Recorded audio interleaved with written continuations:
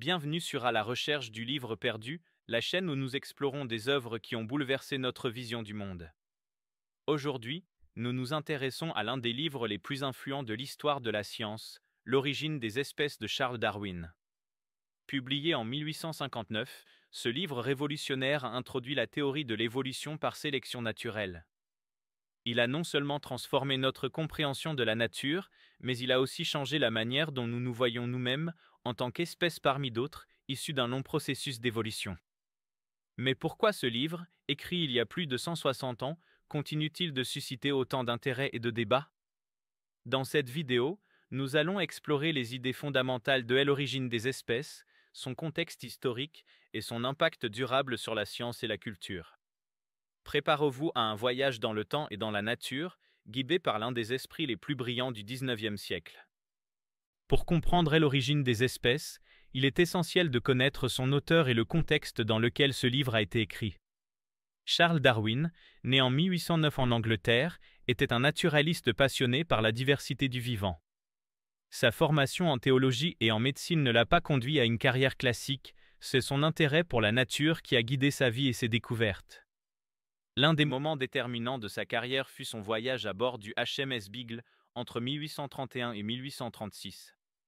Pendant ce périple, Darwin a observé une incroyable diversité d'espèces, notamment dans les îles Galapagos, où il a remarqué des variations subtiles entre les pinsons d'une île à l'autre. Ces observations ont jeté les bases de sa réflexion sur l'évolution. À l'époque où Darwin écrit, les explications scientifiques de la diversité du vivant sont limitées. La plupart des naturalistes croient en une création divine fixe des espèces. Mais des idées alternatives émergent, comme celle de Lamarck, qui propose une théorie de l'évolution basée sur l'héritage des caractères acquis. Darwin, en développant la sélection naturelle, offre une explication plus robuste, fondée sur l'observation et les preuves. La publication de l'origine des espèces en 1859 est un événement majeur. Le livre est à la fois clair et accessible, destiné à un large public. Il provoque un immense intérêt, mais aussi des controverses, car il remet en question les croyances religieuses et philosophiques sur l'origine et la place de l'humanité dans la nature. Entrons maintenant dans les idées centrales de l'origine des espèces. Darwin commence par poser une question simple mais fondamentale. Comment expliquer la diversité et l'adaptation des espèces dans la nature?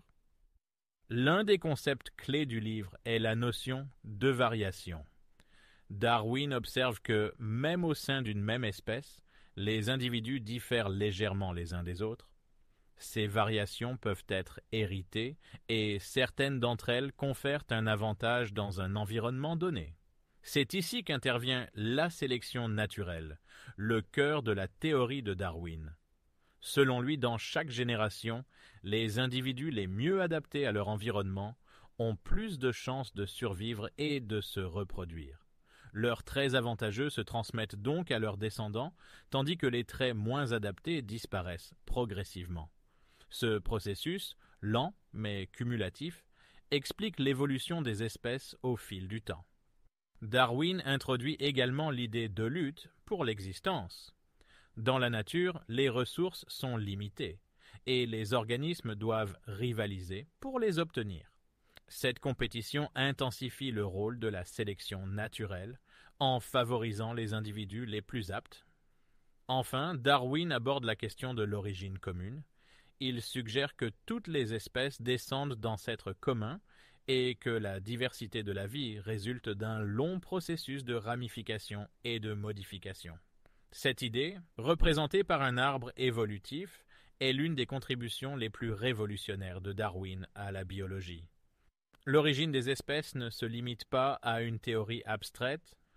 Darwin appuie ses idées sur des observations détaillées, tirées de domaines aussi variés que l'élevage sélectif, la géologie et la distribution géographique des espèces. C'est cette combinaison de rigueur scientifique et de réflexion théorique qui fait la force de son livre. L'origine des espèces n'est pas seulement un ouvrage scientifique, c'est une révolution intellectuelle qui a transformé notre compréhension de la vie et de notre place dans l'univers. Darwin, avec sa théorie de la sélection naturelle, a offert une explication élégante et puissante pour un phénomène complexe. l'évolution. L'une des idées les plus frappantes de Darwin est la notion d'adaptation dynamique. Contrairement aux théories précédentes, qui voyaient les espèces comme immuables, Darwin montre que la vie est en constante transformation, influencée par des pressions environnementales changeantes. Le concept d'origine commune a également eu un impact profond. En suggérant que toutes les espèces partagent un ancêtre commun, Darwin a bouleversé la vision hiérarchique de la nature.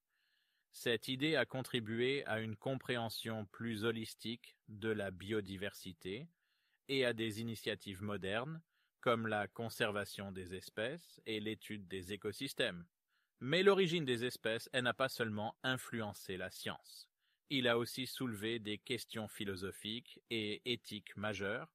En expliquant l'évolution sans recourir à des causes surnaturelles, Darwin a alimenté les débats sur la relation entre science et religion, sur la morale et même sur la nature du progrès. Ces débats, encore vifs aujourd'hui, témoignent de l'impact culturel et intellectuel du livre. Enfin, ce livre a inspiré d'autres disciplines, de la psychologie évolutionniste à l'intelligence artificielle, où des concepts comme la sélection naturelle et l'adaptation sont utilisés pour modéliser des systèmes complexes. Mais il a aussi été mal interprété ou détourné, par exemple dans le cadre du darwinisme social, qui applique abusivement les principes de Darwin aux sociétés humaines. Ces dérives montrent à quel point l'origine des espèces est une œuvre puissante, mais aussi délicate à manier. Quelles leçons pouvons-nous tirer de l'origine des espèces aujourd'hui? Bien qu'il s'agisse avant tout d'un ouvrage scientifique, ce livre nous offre des perspectives profondes sur la vie et notre place dans le monde. L'une des leçons fondamentales est l'idée d'interconnexion. Darwin nous rappelle que toutes les espèces, y compris la nôtre, font partie d'un même réseau de vie. Dans un monde confronté à des défis environnementaux majeurs, cette prise de conscience est cruciale. Elle nous invite à respecter et à préserver la biodiversité, non seulement pour des raisons scientifiques, mais aussi éthiques. Le concept d'évolution par sélection naturelle nous pousse également à réfléchir sur le changement. Dans nos vies personnelles, tout comme dans la nature, le changement est inévitable. Mais Darwin montre que le changement peut être un moteur de progrès et d'adaptation. Cette perspective peut nous inspirer à embrasser le changement avec curiosité et résilience, même lorsqu'il est inconfortable. Enfin, l'origine des espèces nous invite à cultiver l'humilité. En révélant que l'humanité est le fruit d'un processus évolutif partagé avec d'autres formes de vie, Darwin nous rappelle que nous ne sommes pas au sommet d'une pyramide, mais une branche parmi d'autres sur l'arbre de la vie. Cette vision, bien qu'elle puisse être déstabilisante, est aussi une source d'émerveillement et de respect pour le monde naturel. L'origine des espèces de Charles Darwin est bien plus qu'un livre. C'est une œuvre qui a redéfini notre vision de la nature, de l'humanité et de la science elle-même. En proposant une explication rationnelle et élégante de l'évolution, Darwin nous a donné les outils pour comprendre le passé, mais aussi pour relever les défis du présent et de l'avenir. Si cette vidéo vous a donné envie de découvrir ou de redécouvrir ce chef-d'œuvre, je vous ai mis un lien en description pour commander le livre. Merci d'avoir suivi cette exploration. Et vous, qu'est-ce qui vous fascine le plus dans la théorie de l'évolution? Partagez vos réflexions dans les commentaires. À très bientôt sur À la recherche du livre perdu.